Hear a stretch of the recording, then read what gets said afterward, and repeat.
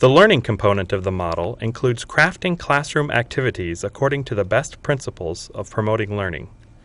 The principles of learning are active involvement, patterns and connections, informal learning, direct experience, reflection, compelling situation, frequent feedback, and enjoyable setting. More information on this can be found in the Technology as Facilitator of Quality Education model. These sophomore students are participating in an interdisciplinary unit that combines English and health. The students will work in groups of 3 to produce 5-minute videos on an environmental health topic. The English teacher encourages the students to establish patterns and connections by connecting their prior knowledge to the new learning unit.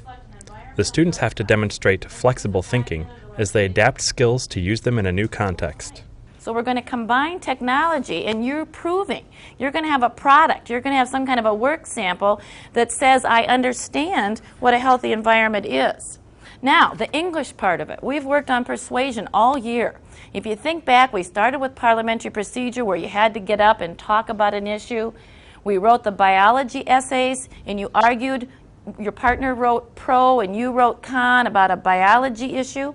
We read those nonfiction essays and showed how they used persuasion and all the specific things. They used loaded words and they used appeals to emotion. I'd like you, as you work in your small groups with Ms. Dewey then, to persuade the audience to do something. The health teacher gives each group of students a planning sheet to help them organize their ideas and information. The students display active involvement as they work in groups to complete the planning sheets. They are participatory as they discuss topics for their projects and make plans for completing them. The project also presents the students with a compelling situation. The students confront real situations with real consequences. Their projects address local environmental health issues and attempt to bring about change by convincing people of their importance. Does anyone have ideas of topics yet? You want to do water pollution? Sure. Okay, now, water pollution is pretty broad, so we're going to narrow that down a little. So what do you want to know about water pollution, or what do you want to let the public know, or your viewers? Probably like how there should be no dumping because there's so much garbage and stuff in our rivers. Okay, so we want to make it, who do you want to have as your potential audience? Probably kids. I mean, because kids are the most. Okay, that's good. Yeah. I mean, adults too. And then, because as you look at your rubric, that is one of the things that you're going to want to look at is how do I make this youth oriented? Do you have an idea, or are you still brainstorming? We have an idea. Okay. We just don't know how to word it yet. Okay. Because we don't know exactly what we want to focus on. Okay. Give me your topic. It's about like redemption centers and how grocery stores like Wilkie's don't want to have to be a redemption center because of the bugs. Right. Okay. Now, remember, we want to make this youth-oriented, if you look in your rubric. So, taking that topic, how are you going to focus that in to be interesting to youth? What do youth do in that area? Drink pop. Drink lots of it, yes. They drink lots of it, don't they? Okay. And how many of them go, oh, I better recycle this can? Probably not many. You're right. Getting money's always nice. Yes, it is. Or how about, how many of them think, I really should rinse this can out because... I might get bugs in my That's house. right. Or in the grocery store or whatever. So, no, you've got a good topic. The students receive frequent feedback from their teachers as they develop their video projects. The students create storyboards to plan their videos. Then they meet with the health teacher for approval. The teacher helps the students evaluate their storyboards according to the assessment rubric they have been given. She gives each group valuable teacher feedback on their content and their sources of information. And your topic is? Noise pollution. Noise pollution. Should it be limited, the loud noise? Okay.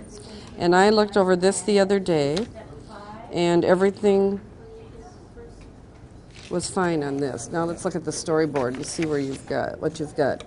So we've got loud music. We're in a truck or car or something. Okay. And it's Adam and Andy are cruising to the loud music, as they pull into Elkader and drive right past the noise ordinance sign. I like that. That's a good idea. Have you done the taping on that? We did some practice. We're going to do it like sometime this week. Okay, good.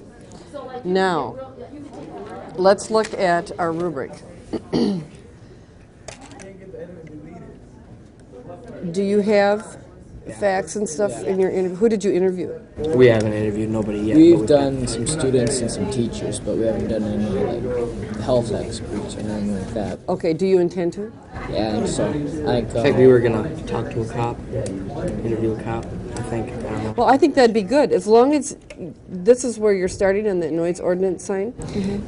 Either that or maybe one of the city officials you could talk to about this noise ordinance and ask them why it came, why they put it into effect, when did it go into effect, and that kind of stuff. But that would certainly tie those two together. And this makes it, the way you've done it, it's very youth-oriented, so that's good.